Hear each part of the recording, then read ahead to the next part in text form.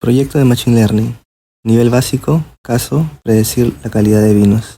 Temas a tratar, presentación del docente, introducción del caso, herramientas a utilizar, librerías a utilizar, importación de datos, preparando datos, analizando datos, presentación de resultados y conclusiones. Presentación. Mi nombre es Carlos Palomino Vidal, soy ingeniero de sistemas de la Universidad Nacional Federico Villarreal. Tengo una maestría en gestión y dirección de tecnologías de información de la Universidad Peruana de Ciencias Aplicadas. Tengo un máster en dirección de sistemas y tecnologías de información de la Universidad Politécnica de Cataluña, España. Soy egresado del doctorado en administración de la Universidad Nacional Federico Villarreal. Tengo certificados PMP y PMI-ACP de gestión de proyectos. Tengo certificados Microsoft en base de datos, inteligencia de negocios y Big Data. Tengo una experiencia laboral de 13 años como ingeniero de sistemas en consultoras y empresas industriales. Tengo experiencia docente de 5 años en la Universidad Nacional Federico Villarreal, Universidad Nacional del Callao y la Universidad de Ciencias y Humanidades. He hecho voluntariado conjuntamente con el PMI para la elaboración de preguntas de exámenes de certificación en los eventos de Macao, Ámsterdam y Guayaquil. Bien, empecemos con la introducción al caso.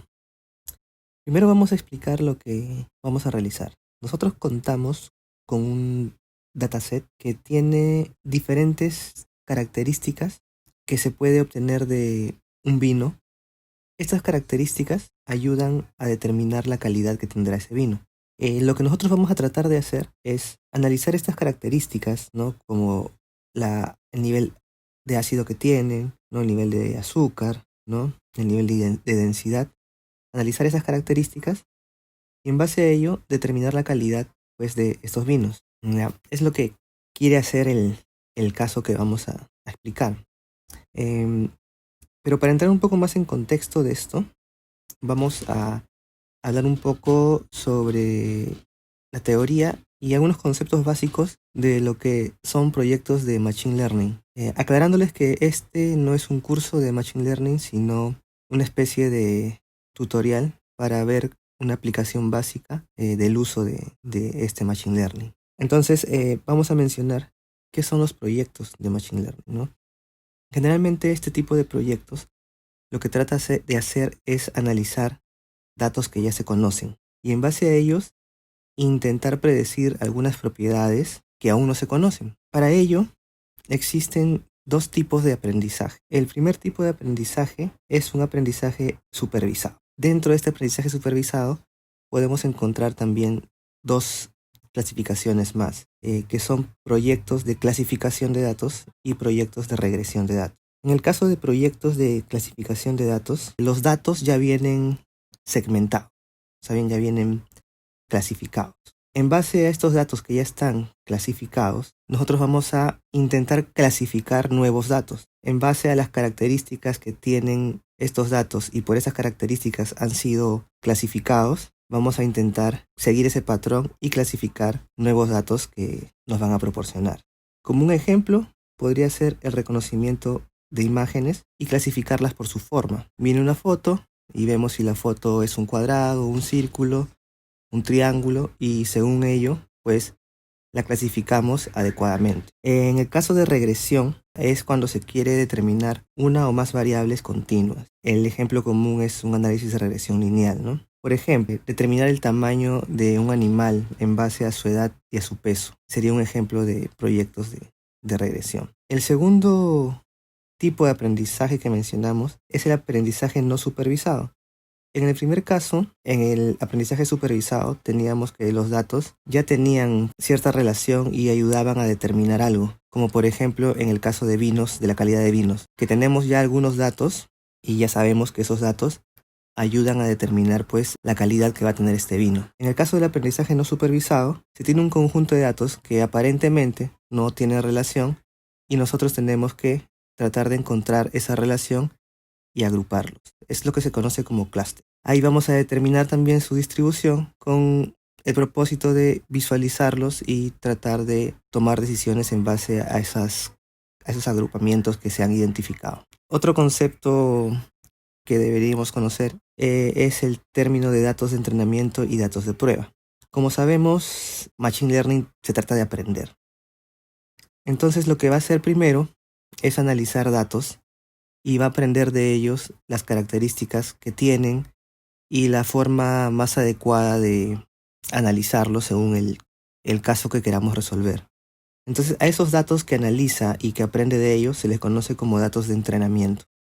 Cuando encuentra una forma adecuada de poder analizarlos según el caso, ese conocimiento aprendido los va a aplicar a nuevos datos. Estos datos se les conoce como datos de prueba, en la que nosotros o el algoritmo elegido va a aplicar las condiciones que encontró en los datos de entrenamiento y los va a aplicar a nuevos datos. Generalmente cuando se hace este tipo de proyectos, se tiene solamente una data, podría ser una data muy extensa, y esa data o ese dataset se va a dividir en datos de entrenamiento y datos de prueba para temas de implementación del proyecto, ¿no? Herramientas a utilizar. Para realizar el desarrollo de este caso, nosotros vamos a utilizar algunas herramientas. Las herramientas que se van a utilizar es principalmente Python, una de sus librerías que se le conoce como Skyllearn, que es una librería que nos da muchas herramientas para lo que es Machine Learning, conjuntamente con otras librerías que vamos a ir mencionando durante el caso, pero la que tiene más relevancia es Skyllearn. Adicionalmente, vamos a usar Google Drive, la parte de Google Colab. ¿Esto por qué? Nosotros hubiéramos podido instalar Python en nuestra computadora y hacer la configuración respectiva, pero tendríamos que quizás configurar un poco más nuestra máquina, ¿no? Descargar un editor de texto que sea compatible con Python, como por ejemplo Visual Studio Code y quizás también el Juniper Notebook, que es en realidad la forma en la que se estila trabajar este tema de ciencia de datos o machine learning es usando los notebooks. Y su principal representante es este Juniper Notebook, ¿no? Pero habrían que hacer algunas configuraciones dentro de nuestra máquina, simples, ¿no? Simplemente es instalar la herramienta. Pero también existen herramientas que nos dan ya un entorno de desarrollo de Python configurado con las librerías necesarias para realizar el tema de análisis de Machine Learning. Una de esas herramientas es Google Colab, que todos pueden entrar, todos los que tengan una cuenta de Google y tengan activo el Google Drive. A continuación vamos a explicar cómo entrar a Google Colab y la forma que tiene para trabajar el tema de ciencia de datos. Bueno, lo primero que necesitamos es obviamente entrar a un navegador y entrar a la página principal de Google. Previamente, en esa página ustedes tienen que ingresar su cuenta de Google y hacer login. En este caso yo ya hice login y ven, ahí aparece mi foto y al costado aparece pues un cuadradito con, si le damos clic ahí, van a aparecer todas las herramientas que tiene Google disponibles. Entonces vamos a entrar directamente a lo que es el Drive de Google.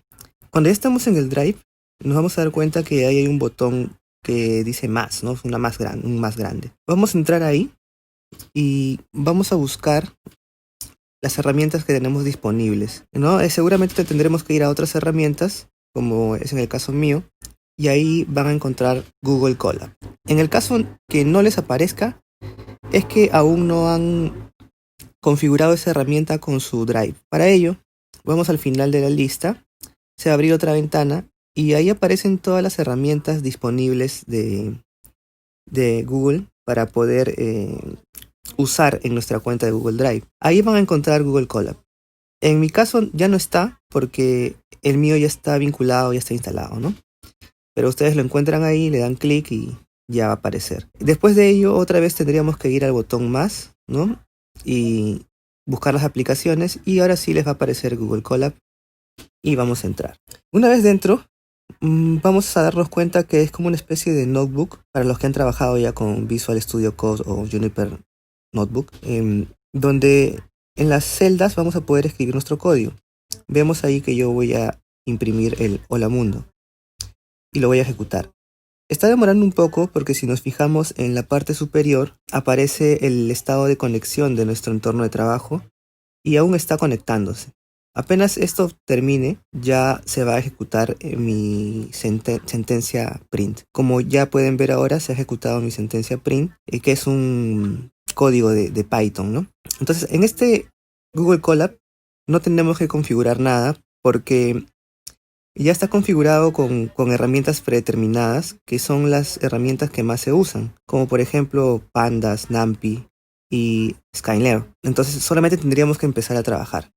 Bien, otra característica es que si nos fijamos en el lado izquierdo hay una especie de menú y hay una carpetita.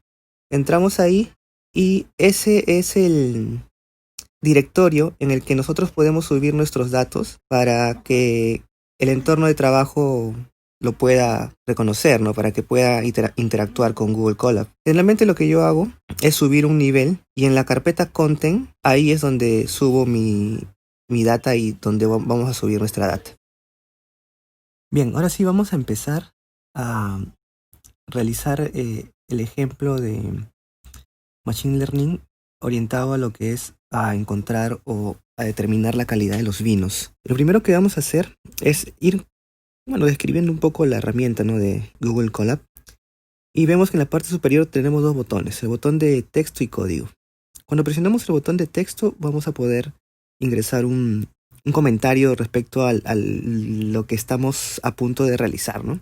Como en este momento que estoy ingresando una nueva línea de texto y le voy a poner paso 1 importando librerías.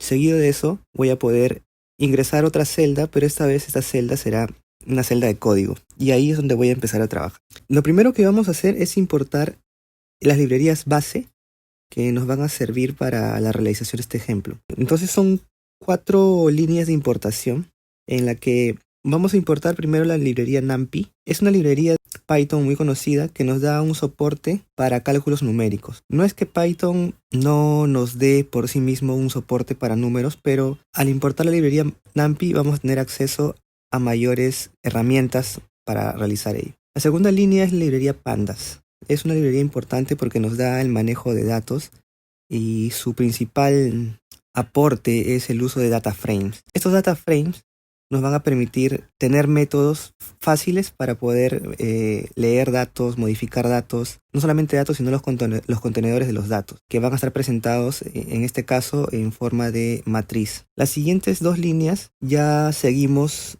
con la importación de la librería Skylero. Y básicamente esta librería, como ya he comentado, nos da soporte para lo que es realizar operaciones de Machine Learning. La primera línea en la que estamos implementando o importando un Model Selection nos da soporte a utilidades que nos ayudarán a seleccionar el modelo. Atrás de lo que es Machine Learning, nosotros encontramos una base sólida de modelos matemáticos. Por ejemplo, el modelo de regresión lineal es un modelo matemático, un modelo estadístico. También tenemos otros tipos de modelo, como por ejemplo el de árboles de decisiones, que también tiene una base matemática, una base estadística.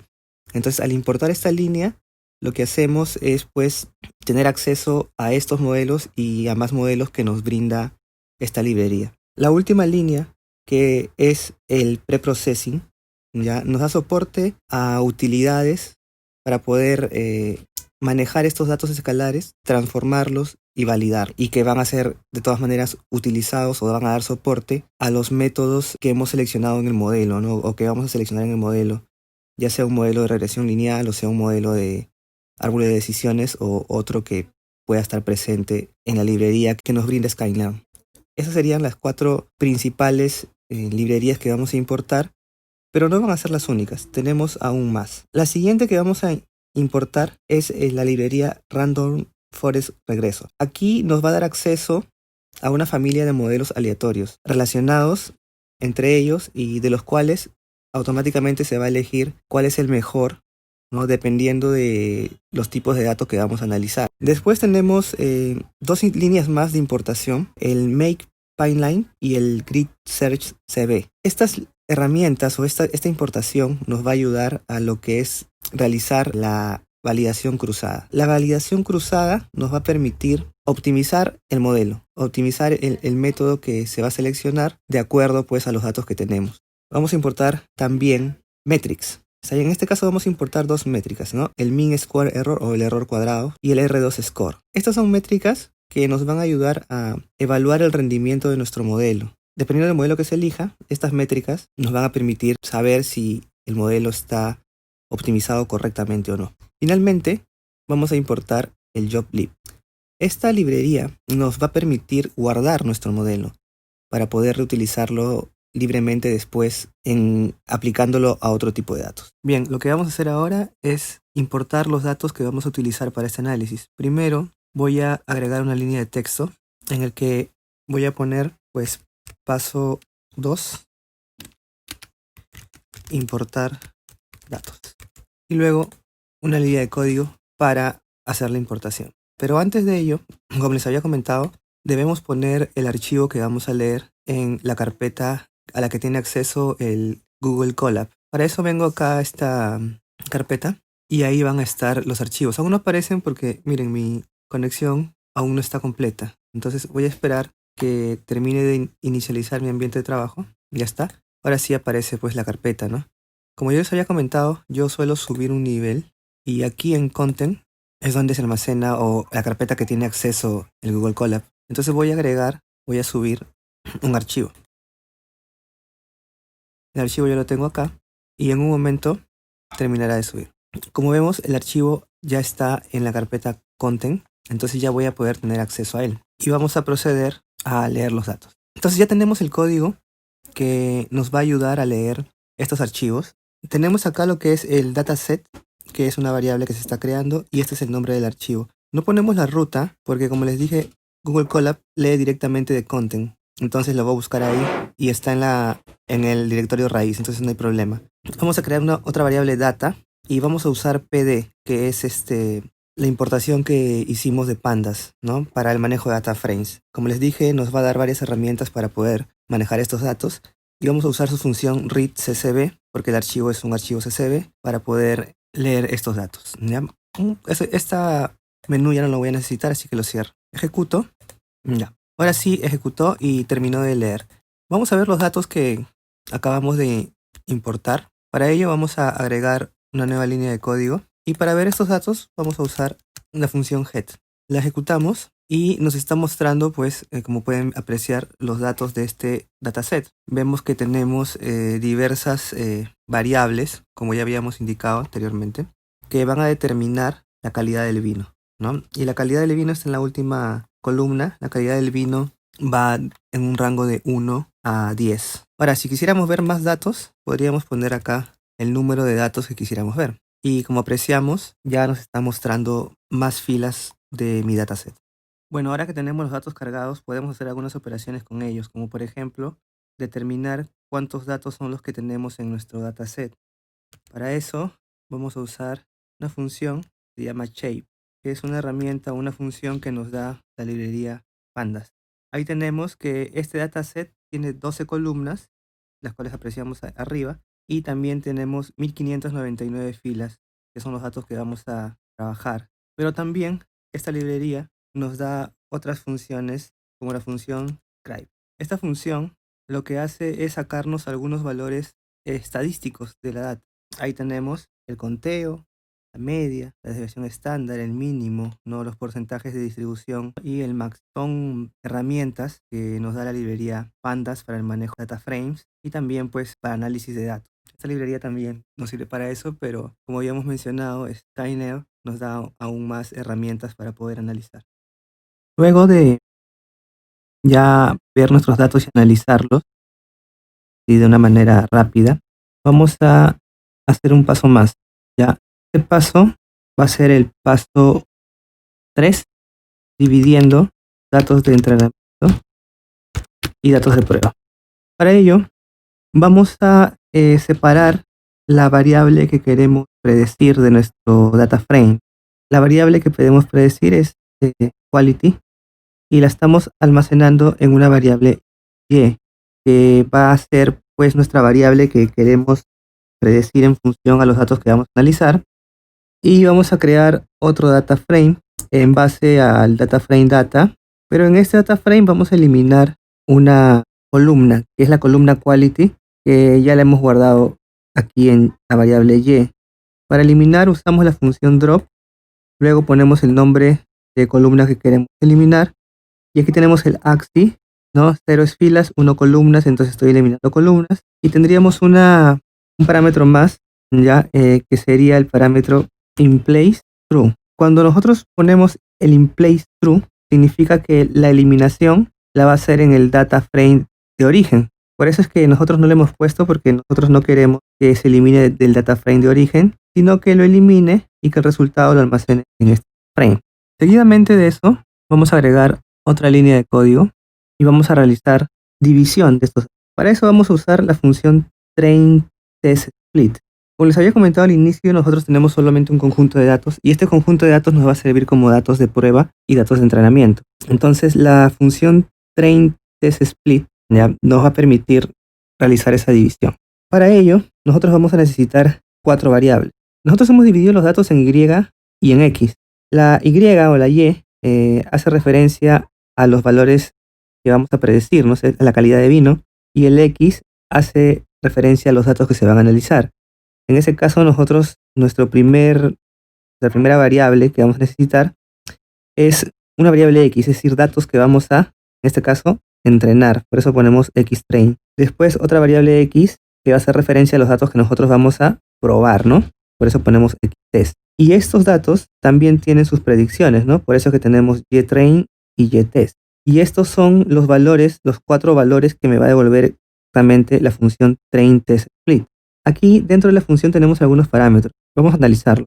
El primer parámetro son los datos que se van a analizar, los datos que se van a particionar. En este caso, nosotros habíamos separado nuestros datos en la variable X. La segunda variable es la variable Y. La variable Y es la predicción de esos datos. Recuerden que para la data de entrenamiento no solamente tienen que estar los datos a analizar, sino la predicción que ha nacido de esos datos. Por eso es que agregamos X y Y. Después nos está pidiendo una variable test size y estamos poniendo 0.2. Lo que quiere decir esto es que de este 100% de datos, de los 1500 y tanto que tenemos, el 20% de esos datos va a ser parte de los datos de prueba y el 80% de esos datos van a ser parte de los datos de entrenamiento. Después tenemos una variable que se llama random state y estamos poniendo un valor 1, 2, 3. ¿Ya? Podríamos poner otro valor si quisiéramos. ¿Para qué nos sirve esta variable? Cuando nosotros hacemos esta división, la división se hace aleatoriamente. Cuando nosotros agregamos esta variable, esa división que se ha hecho aleatoriamente tiene como referencia este número, lo que da como resultado que cuando hagamos esto nuevamente y pongamos 1, 2, 3, vamos a tener los mismos datos de entrenamiento y los datos de prueba divididos que se crearon inicialmente. Por eso es que se pone, para que no se vaya recalculando aleatoriamente, sino podamos repetir el primer valor que hemos obtenido. Y la variable stratify, y o yes, lo que hace es que va a dividir los datos uniformemente. ¿Qué quiere decir uniformemente? Que va a elegir datos que tengan características similares y los va a distribuir tanto en datos de prueba y datos de entrenamiento, para que no haya una división de datos aleatoria, sino selectiva, para que las muestras son de diferentes tamaños, pero sean similares en contenido. Vamos a ejecutar y ya está. Ya hemos ejecutado y los datos ya se han guardado en cada uno de estos valores. Bueno, ahora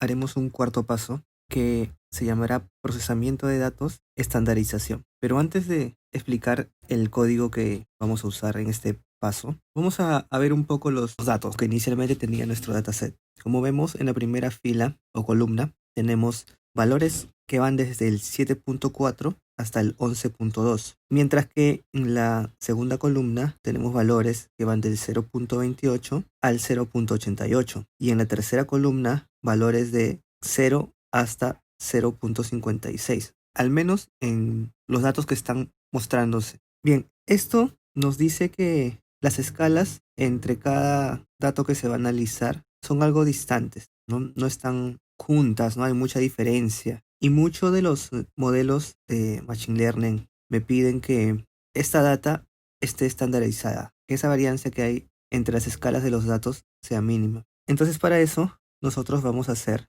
el paso 4, que es el procesamiento de datos o la estandarización, que va a permitir que esta diferencia que hay entre los datos no sea mucha. De hecho, que se mantenga entre un 0 y un 1. Para eso podríamos hacer o usar esta función processing scale en los datos de entrenamiento.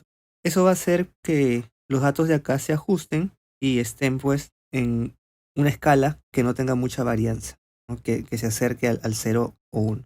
Voy a ejecutar y vemos que los datos ajustados serían estos de acá. Podremos comprobar que la varianza entre estos datos ha bajado. Como vemos, la varianza que hay en estos datos es 1. Entonces vemos que las escalas se han estandarizado, que es lo que queríamos hacer. Nosotros podríamos hacer lo mismo con los datos de pruebas, pero no sería muy eficiente. Nosotros podríamos usar estas mismas herramientas para ajustar los datos de prueba. Pero recuerden que la razón de tener datos de entrenamiento y datos de prueba es que nosotros vamos a analizar los datos y determinar un modelo para aplicar ese modelo a los datos de prueba. Nosotros podríamos utilizar estas mismas herramientas en los datos de prueba, pero recordemos que la idea de tener datos de prueba y de entrenamiento es que nosotros vamos a analizar los datos de entrenamiento que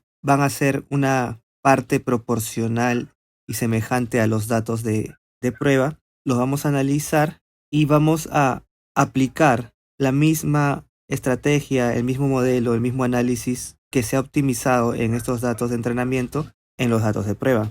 Pero si usamos estas herramientas en los datos de pruebas, no vamos a poder aplicar la misma forma, la misma varianza, el mismo ajuste que se está usando en los datos de entrenamiento. Es por eso que no se recomienda usar estas imprimiendo su variación estándar. Herramientas por sí solas, pero sí se recomienda seguir unos pasos para implementar un proceso de estandarización de estos datos. Y eso es lo que vamos a explicar ahora. Entonces expliquemos el proceso que vamos a seguir para realizar este ajuste, esta estandarización en los datos. Preparando datos.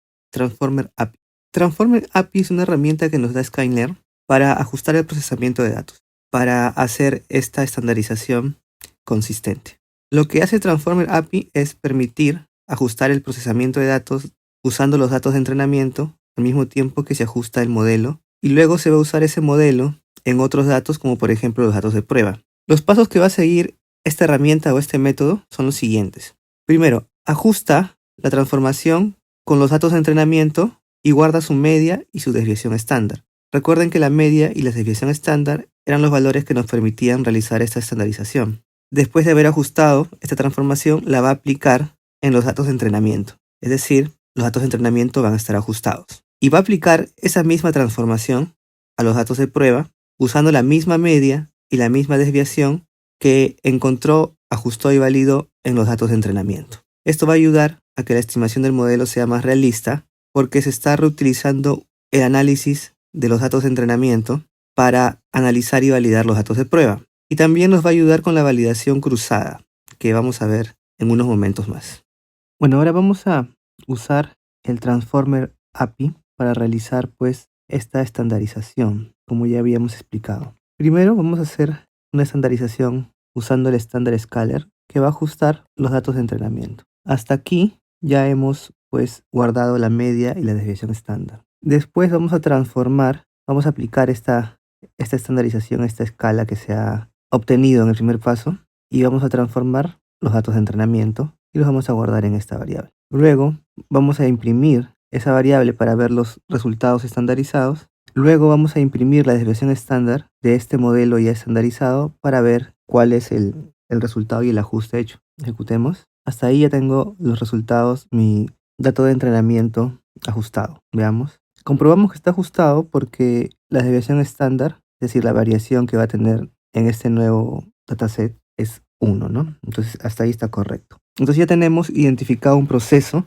que nos ayudó a hacer este ajuste, a hacer esta estandarización en las escalas de los datos. Pero lo hemos trabajado en los datos de entrenamiento. ¿Cómo lo pasamos a los datos de pruebas? Simplemente aplicamos la escala que ya está configurada y obtenida en este paso y transformamos, pero esta vez, los datos de prueba. Y imprimimos la desviación estándar para ver el ajuste realizado. Como vemos, aquí no está perfectamente ajustado los valores, no entre 0 y 1, y esto era lo que en realidad debíamos haber esperado, puesto que no estamos utilizando la media ni la desviación estándar de los datos de prueba, sino estamos usando la media y la desviación estándar de los datos de entrenamiento, que es lo que en realidad deberíamos tener al aplicar un proceso obtenido desde los datos de entrenamiento aplicado a los datos de prueba. Ahora, al momento de realizar la validación cruzada, que vamos a explicar luego qué es, se va a integrar este proceso de estandarización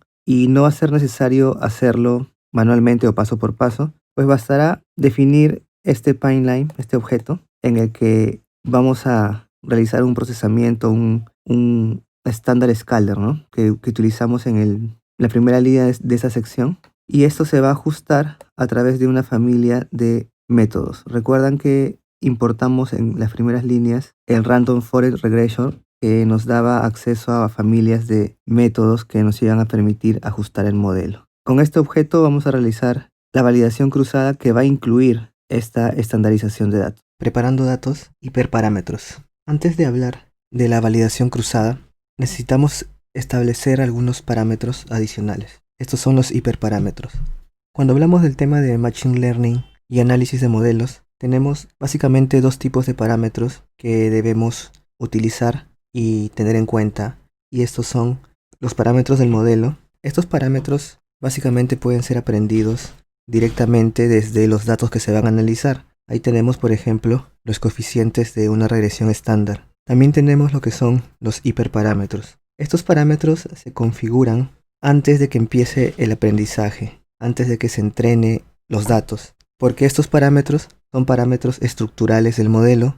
Vamos a dar un ejemplo de estos parámetros basándonos en el Random Forest Regression, que es la familia de modelos que nosotros hemos importado al inicio de este ejercicio. Debemos recordar que esta familia de modelos está basado en algoritmos de árboles de decisiones. Dentro de este modelo se van a ir creando varios árboles de decisiones para analizar los datos. ¿Cuántos árboles se van a crear? Eso lo va a decidir aleatoriamente la computadora en primera instancia. Y dentro de esos árboles, ¿cuántas ramas se van a crear? Basándose en qué se van a crear. También la computadora aleatoriamente lo va a decidir basándose en algunas métricas, como por ejemplo el Mean Absolute Error y el Mean Square Error. Pero lo que no sabe la computadora es cuál de las dos usar y en qué momento. Entonces, esas decisiones, como decidir cuántos árboles va a crear y decidir cuál de estas dos métricas va a usar para determinar si se crea o no una rama, son ejemplos de hiperparámetros que nosotros podemos configurar antes de que se ejecute el modelo. Así, el algoritmo va a seguir esta configuración. Vamos a ver un ejemplo de estos hiperparámetros. Bien, veamos los hiperparámetros en el código. Será nuestro paso 5. Primero vamos a mostrar una lista de hiperparámetros que están disponibles, de los cuales podremos optimizar luego. Para mayor descripción de estos parámetros, podríamos ir a la documentación de los Random Forest Regressors. De acá vamos a declarar los parámetros que me va a interesar optimizar. Y esta optimización de parámetros se va a realizar en el siguiente paso, que es la validación cruzada. Como vemos, hemos elegido el Max Features y el Max Deep. ¿Ya? ¿Cómo se va a calcular esto, no?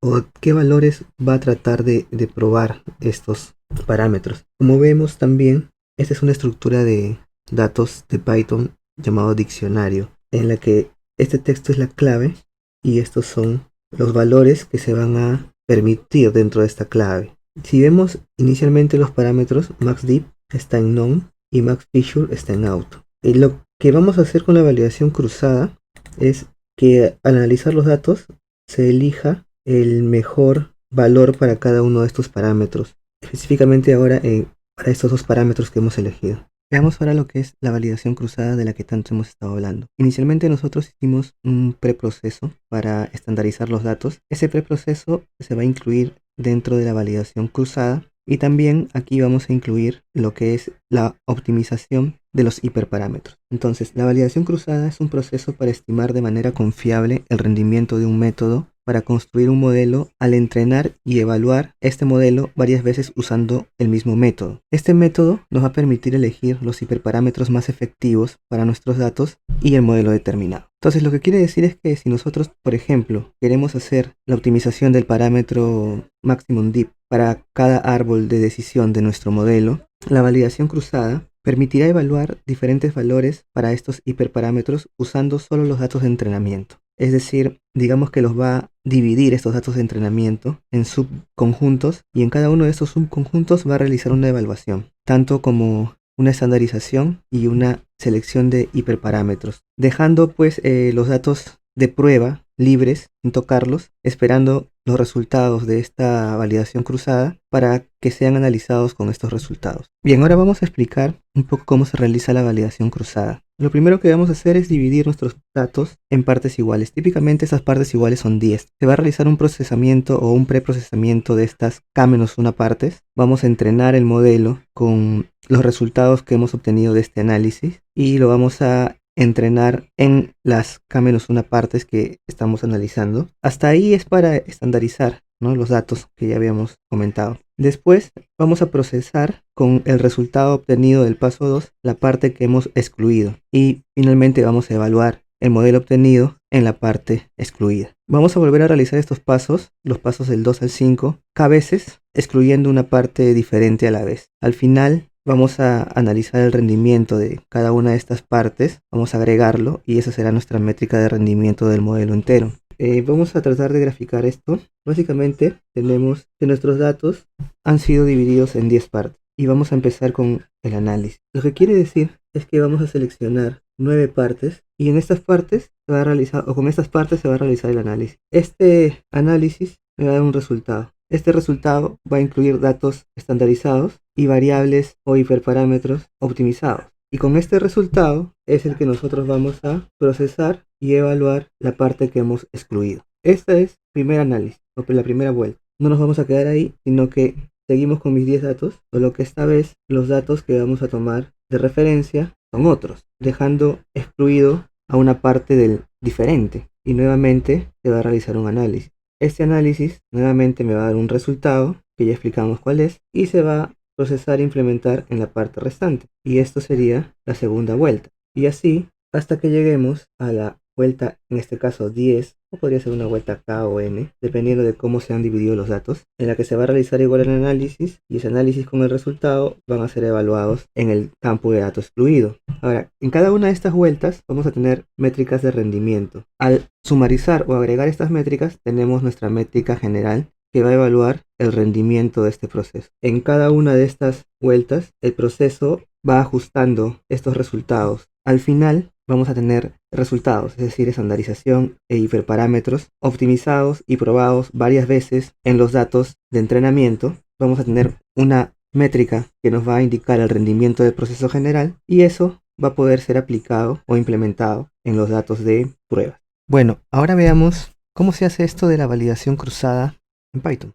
Afortunadamente, las librerías de Skylane y Python nos permiten hacer este proceso de validación cruzada en realidad muy simple, con la función grid_search_cb, ¿no? Grid_search cross validation, ¿no?, que es validación cruzada. Vamos a indicarle una variable, en este caso le hemos nombrado pipeline, que hemos definido en la parte superior, en la que le estamos diciendo algunas características que va a tener esta validación cruzada, como por ejemplo que vamos a usar una escala estándar para hacer lo que es la estandarización de datos y que nuestro modelo pertenece a la familia de los Random Forest Regressors. Son características del modelo que hemos elegido. Ese sería el primer parámetro. El segundo parámetro son los hiperparámetros que va a optimizar. En este caso nosotros habíamos definido max features y iba a obtener, o el valor que iba a aplicar en él iba a ser uno de estos tres. Y el otro es max deep, teniendo la opción de probar los siguientes valores, ¿no? Non, 5, 3 y 1, para establecer cuál es el más adecuado para nuestro modelo. Y el tercero son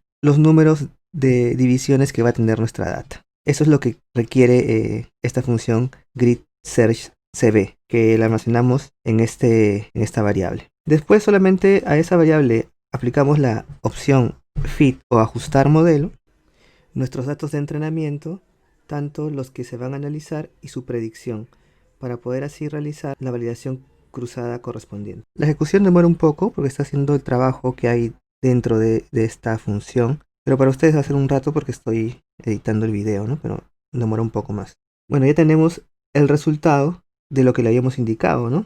El resultado de usar la escala estándar, ¿no?, para lo que es la estandarización, y el resultado de las hiperparámetros pues de la familia Random Forest Regression, teniendo en cuenta los datos que hemos enviado para que realice esta validación cruzada. Entonces, cuando ya terminó esto, nosotros podemos, por ejemplo, imprimir estos parámetros, los mejores parámetros que le habíamos estado preguntando. Y tenemos pues que los mejores valores para los parámetros maxDiff es none y para maxFeatures es sqrt. Como ya tenemos los valores óptimos, nos interesaría tal vez volver a reajustar el modelo, con estos hiperparámetros ya optimizados, ¿no? Pues eso lo hace automáticamente, de todas maneras realiza el proceso y lo vuelve a ajustar con los valores ya optimizados, pero lo podremos, digamos que validar o comprobar o hacer otra vez con el refit. Y al ejecutar esto nos debería salir true y eso significa que ya ha sido ajustado o reajustado nuestro modelo en base a los resultados dados por la validación cruzada. Bueno, ahora que ya hicimos la validación cruzada y tenemos nuestro modelo optimizado y aplicado en los datos de entrenamiento, el siguiente paso es evaluar el modelo en los datos de prueba.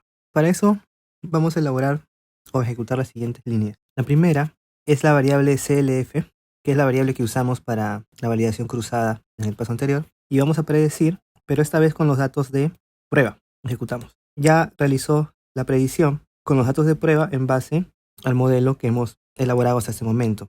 Después nosotros en la importación definimos algunas métricas, que es el R2 score y el mean square error. Vamos a ejecutarlas. Necesitamos los datos de prueba, ¿no?, que se evaluaron y la predicción. Lo mismo para la segunda métrica. Se eligieron estas métricas porque estas métricas son las más comunes para evaluar el rendimiento de este modelo en especial. Ahora, ¿cómo saber si nuestro modelo con este resultado de métricas es eficiente o no? Pues lo primero que tendríamos que identificar es que si con esto logramos resolver la problemática de negocio, la que dio origen a este trabajo, ¿no? Si hemos quedado satisfechos con el resultado, entonces significa que nuestro modelo está bien. Si queremos ir un paso más allá, tendríamos que revisar literatura, papers, investigaciones, para tratar de encontrar los valores más óptimos, los valores que comúnmente son óptimos y ver si estamos dentro de ese rango. Si no estamos, tendríamos que mejorar el modelo. ¿Cómo mejoramos el modelo? Una de las formas de mejorar el modelo es quizás evaluar más datos. Quizás los datos que estamos evaluando son cortos y al aumentarle más vamos a ser más precisos, más óptimos. Y otra forma pues es cambiar de modelo, probar con otro modelo y ver el rendimiento de estos datos en ese modelo. Recuerden que estamos trabajando con un modelo específico, ¿no? Con el Random Forest Regression. Podríamos elegir otro. Si imprimo esto, vamos a tener los valores que han sido predecidos en base a nuestros datos, ¿no?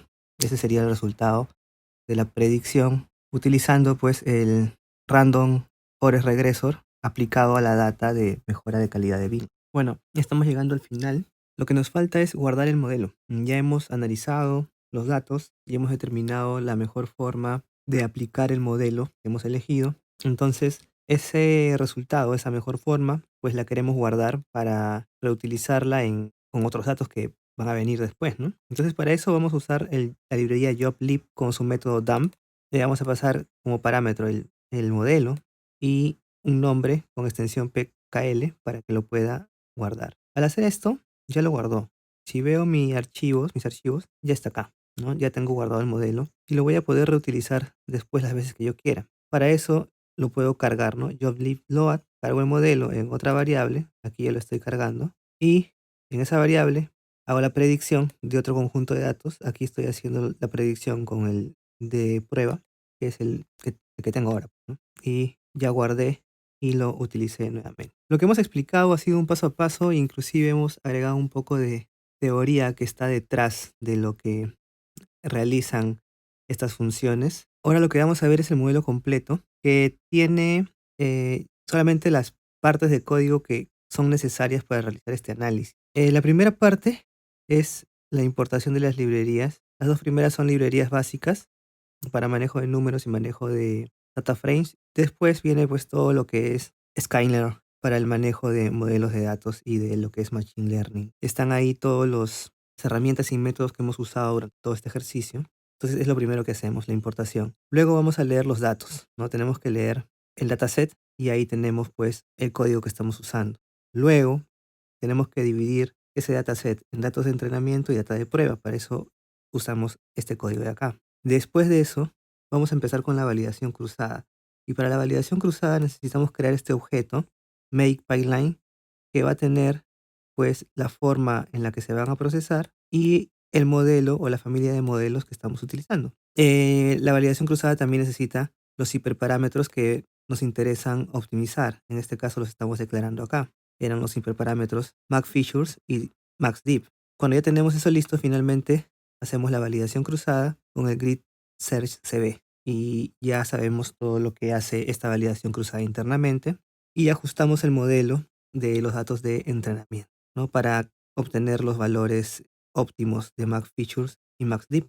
Debería realizar un reajuste, ¿no? Como ya tenemos los datos óptimos, reajustarlo nuevamente con esos datos óptimos. Esto lo hace por defecto el grid search, entonces no hay código adicional por ejecutar. Cuando ya tenemos optimizado nuestro modelo, pues lo vamos a aplicar esta vez a los datos de prueba, ya a los datos de prueba, y vamos a evaluarlos con las métricas R2 score y mean square error. Finalmente, guardamos el modelo para futuras operaciones y análisis de datos. Vamos a ejecutar. Ahí va a demorar un poco por todo el proceso que está haciendo, es normal. Ya terminó. Vemos que nos salen, pues, deberían salir los mismos resultados porque son los mismos datos, ¿no? Y para ver que se ha guardado nuevamente el modelo, le puse un 2 al costado y tenemos el RF regresor. Entonces, ese sería el caso de Machine Learning respecto a lo que es análisis de vino. Vamos a ver ahora una pequeña conclusión, más que conclusión, un pequeño resumen. Llegamos al final y vamos a dar una pequeña conclusión. Como conclusión podemos decir que los proyectos de Machine Learning, los de nivel básico, aparentemente no se ven muy complicados, pero como han podido apreciar detrás de esas líneas de código simples, porque al final se les presentó líneas de código simples, hay mucho trabajo teórico, mucho conocer algoritmos y formas de trabajo para implementarlos, que son necesarios para quizás empezar a hacer proyectos un poco más complejos.